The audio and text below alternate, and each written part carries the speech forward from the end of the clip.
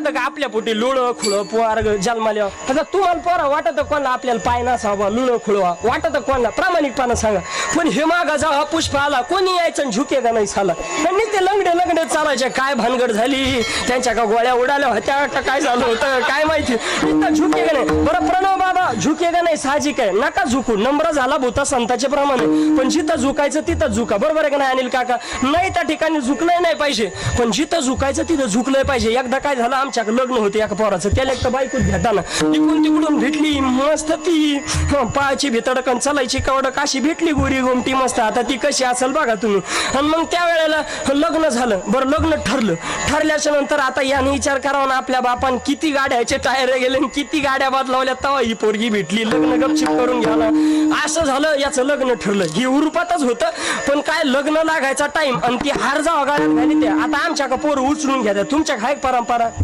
हा मग आपण काय गंगाची मधी बाकी काय नाही हा मग त्याच्यामुळं ते उचलून घेतलं नवरदेवाला सगळ्या नवरदेवाला उचलून घेतलं आणि ती नवरी बिचारी अशी होता आणि त्याच्या पाहती ते हे कवा खाली यायचं आणि हे बाकीच्या उचलून घेतलं